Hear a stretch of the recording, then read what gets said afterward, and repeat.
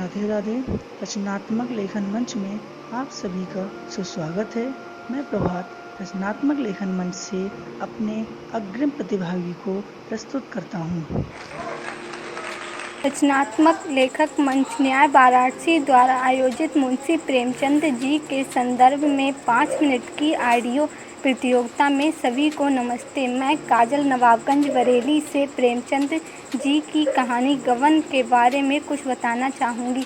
गबन प्रेमचंद द्वारा रचित उपन्यास है। निर्मला के बाद गबन प्रेमचंद का दूसरा यथार्थवादी उपन्यास है। कहना चाहिए कि यह उसके विकास की अगली कड़ी है। गबन का मूल विषय है महिलाओं का पति के जीवन पर प्रभाव। गबन प्रेमचंद के एक विशेष चिंताकुल विषय से संबंधित है।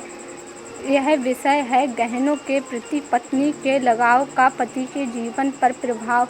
गबन के टूटते मूल्यों के अंधेरे में भटकते मध्य वर्ग का वास्तविक चित्रण किया गया। इन्होंने समझौता प्रस्त और महत्वाकांक्षा से पूर्ण मनोवृत्ति तथा पुलिस के चरित्र को बेबाकी से प्रस्तुत करते हुए कहानी को जीवंत बना दिया। इस उपन्यास में प्रेमचंद ने पहली नारी समस्या को व्यापक भारतीय परिप्रेक्ष्य में रखकर देखा है और उसे तत्कालीन भारतीय स्वाधीनता आंदोलन से जोड़कर देखा है।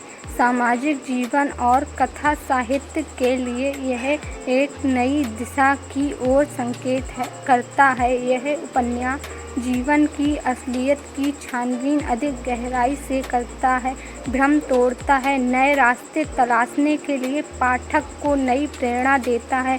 निर्मला के बाद गबन प्रेमचंद का दूसरा यथार्थवादी उपन्यास है। गबन में टूटते मूल्यों के अंधेरे में भटकते मध्य वर्ग का वास्तविक चित्रण किया गया। इन्होंने समझौता प्रस्त और महत्वाकांक्षा से पूर्ण मनोवृत्ति तथा पुलिस के चरित्र को बेबाकी से प्रस्तुत करते हुए कहानी को जीवंत बना दिया है।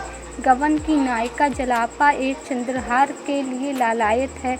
उसका पति कम वेतन वाला क्लर्क है। यद्यपि वह अपनी पत्नी के सामने बहुत अमीर होने का अभिनय करता है, वो अपनी पत्नी को संतुष्ट करने के लिए दफ्तर से गबन करता है और भागकर कलकत्ता चला जाता है, जहां कुंजड़ा और उसकी पत्नी उसे शरण देते हैं। डकैती में एक जाली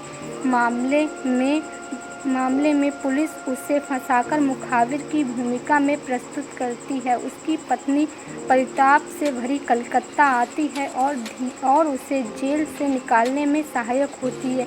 इसी बीच पुलिस की तानाशाही के विरुद्ध एक बड़ी जन जागृति शुरू होती है। इस उपन्यास में विराट जल आंदोलन के स्पर्श का अनुभव पाठक को होता है। लघु घटनाओं से आरंभ होकर राष्ट्रीय जीवन में बड़े बड़े तूफान उठ खड़े होते हैं। इसी के साथ नमस्कार।